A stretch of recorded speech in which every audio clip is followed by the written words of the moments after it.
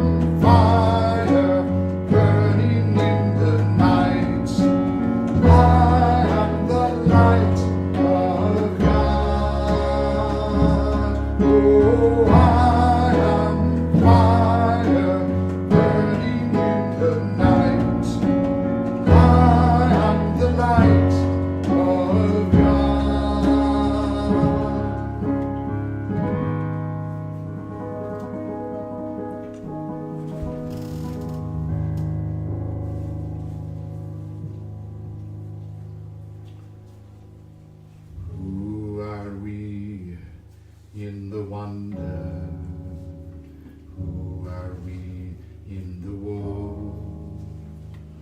Who are we in the wonder?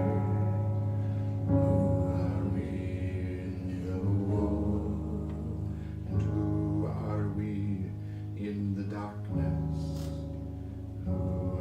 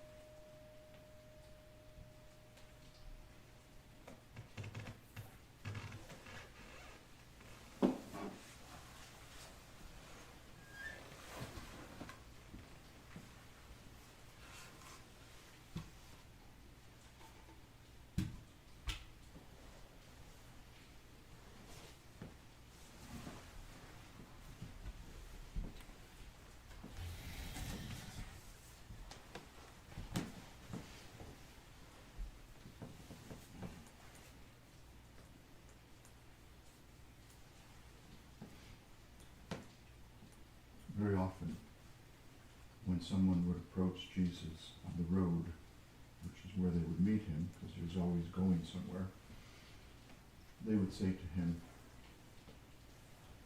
"What must I do? What must I do?" And sometimes he would say to them, "Follow me." And sometimes they did. But it always involved a step, the next step, or what David White calls the step close in. So I thought tonight we would hear David White speak his own poem. I believe that's the title, isn't it? Start close in. Start close in, there you go. Start close in. So we'll hear David White speak his poem, and then we can talk about it if we wish.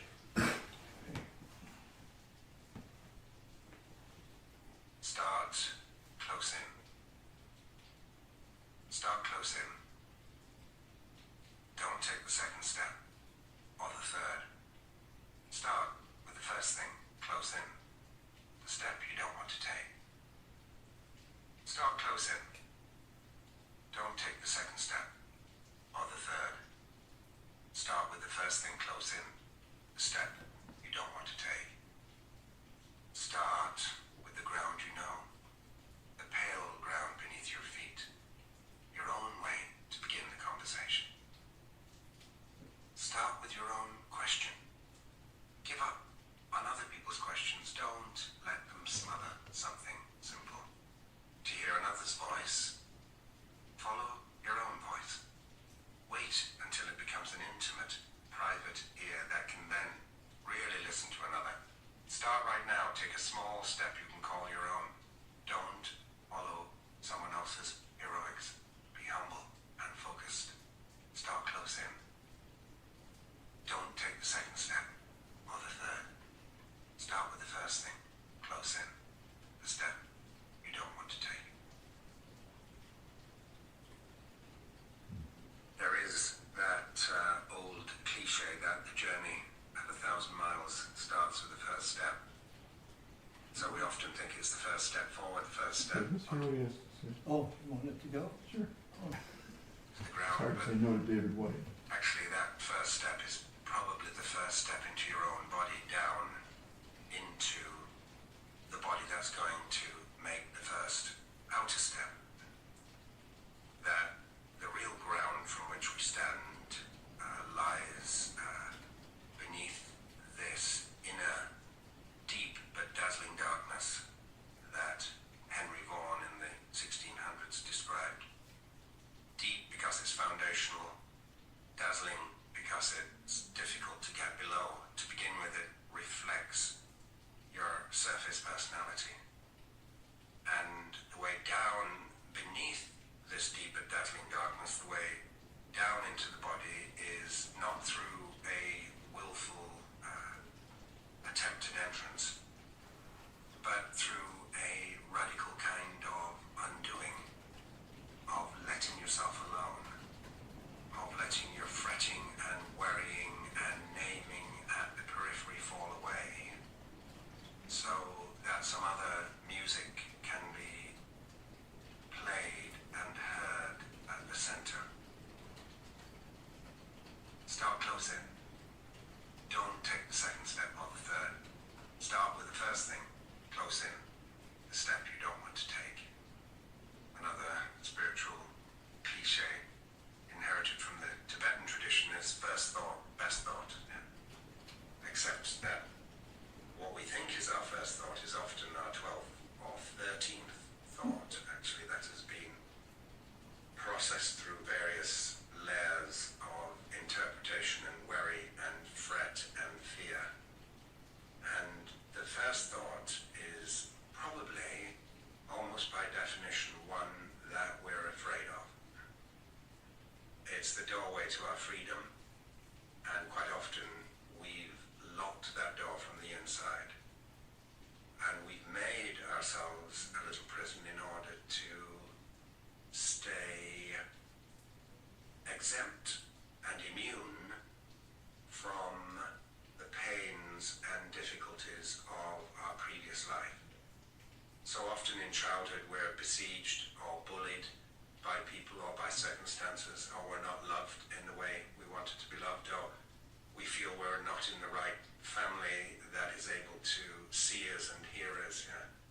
And so quite often the time of trauma in childhood involves a form of wall building and of abstraction from the center of the body that felt the pain and the difficulty and the not wantedness in the first place. Yeah? So quite often the ability to take the first step is the ability to step down into a place that first of all represents our pain and our grief. Not from any puritanical necessity, but just because that's where we first walked out of the body in the first place. And now we have to walk back into it. That threat may have gone away, that sense of not being wanted may have gone away. That sense of being bullied may have disappeared on the outside. But we formed our character around it so assiduously that we actually still keep the walls, still keep the sense of abstraction in the fear of it coming back. Or in elaborate circumstances, we manufacture the bullying circumstances. We imagine we're being bullied just in order to keep ourselves assured in the identity that we built so assiduously over the years. So almost by definition, the courageous conversation, the heartfelt conversation, is the one we don't want to have. And sometimes you can actually identify the courageous conversation precisely by asking the question, what is the question I don't want to ask? What is the conversation I don't want to have? What is the question I don't want to ask? What is the conversation I don't want to have? What a great gift he is. Yeah. David Whyte. You all know the name David Whyte. Yeah? He was good friends with our other poet friend here, John O'Donohue. They were drinking buddies. And of course, John died around 2007 or 2008. And David grieved deeply for him. And David goes on to share his poetry, his poetic way of seeing the world and encouraging us to be courageous. So, any initial thoughts, responses to David Whyte?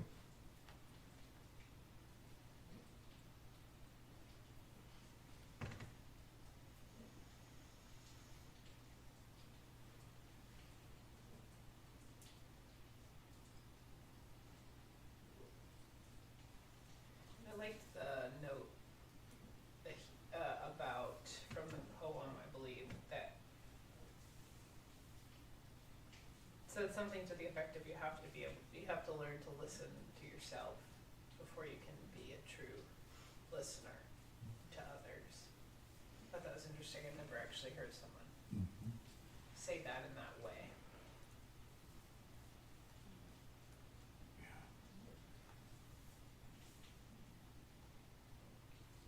The thing that stuck out for me was he was telling you to come out of your comfort zone, your box, your self-made prison, but don't try to rush to the finish line. Enjoy the journey. Is that what we do? Rush to the finish line? Or try to?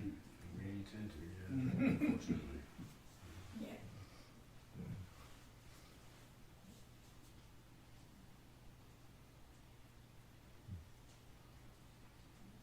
Since I first heard that poem, probably a few years ago, I just watch what I do. And there's a lot of times I don't want to take the first step.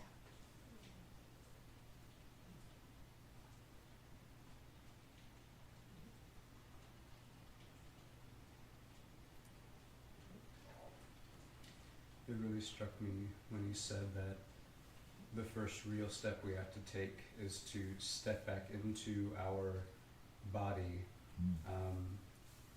because that's the first. We have to step back into like our memories of trauma that pushed us out of our bodies in the first place.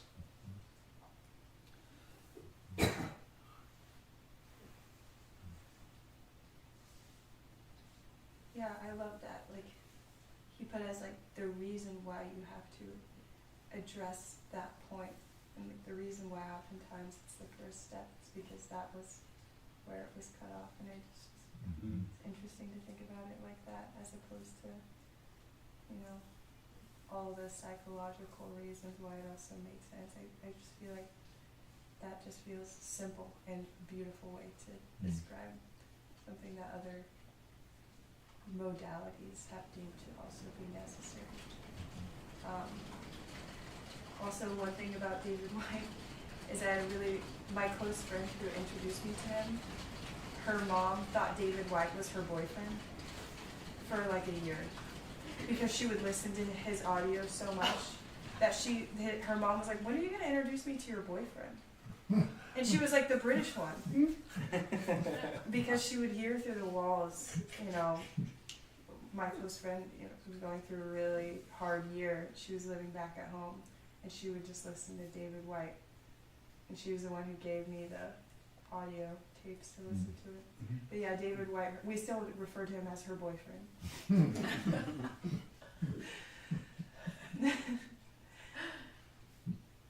And I love that. I love the visualizing of the step. It's like this like tiny little piece of land. It's like that the first step, and like you can see the whole fantasy of a new life that probably is not gonna be what it is at all. Once you really take the steps to get somewhere. Why does he call it the pale ground, that first step? The pale ground. Yeah. Maybe because you're blocking the sunlight because you've been standing there for so long. Okay. Okay. I don't know.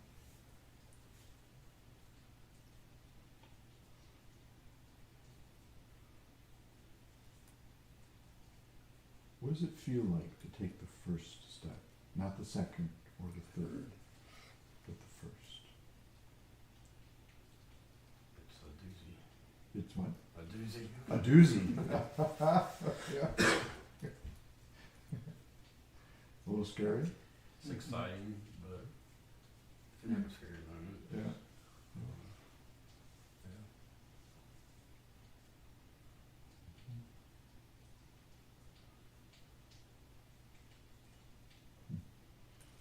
Any other thoughts?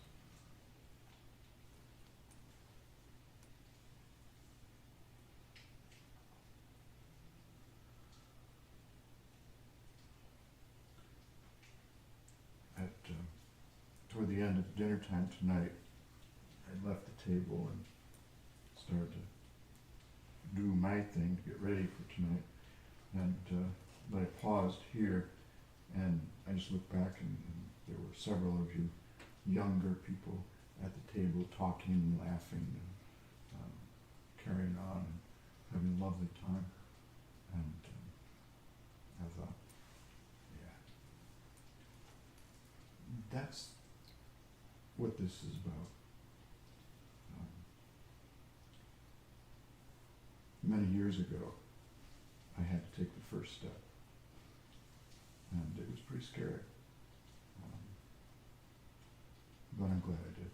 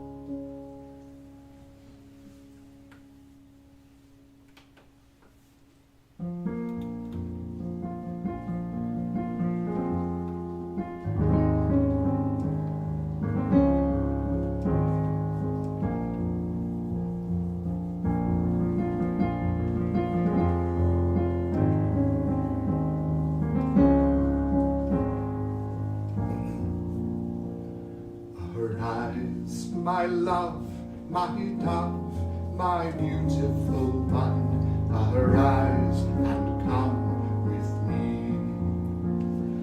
Arise, my love, my dove, my beautiful one, arise and come with me. And again, arise, my love, my dove, my beautiful one, arise and come with me. One more time. Arise, my love, my dove, my beautiful one, arise and come with me. For now the winter is past, and the rain is over and gone. When flowers appear in the meadow, I behold the one whom I love. I behold the one whom I love. Arise, my love, my dove, my beautiful one. Arise and come with me. Arise, my love, my dove, my beautiful one.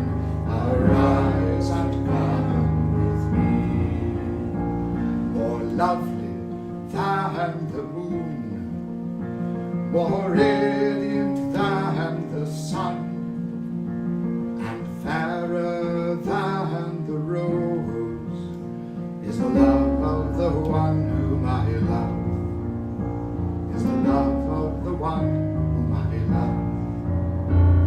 Arise, my love, my dove, my beautiful one, arise and come with me. Arise, my love, my dove, my beautiful one, arise and come with me. For the time of singing has come, and the time of dancing has come. For the time of loving is come to us all. I will go to the one whom I love. I will go to the one whom I love. I will go to the one whom I love. Arise, my love, my dove, my beautiful one. Arise and come with me. Arise, my love, my dove, my beautiful one. Arise and come with me. Last time. Arise, my love, my dove, my beautiful one.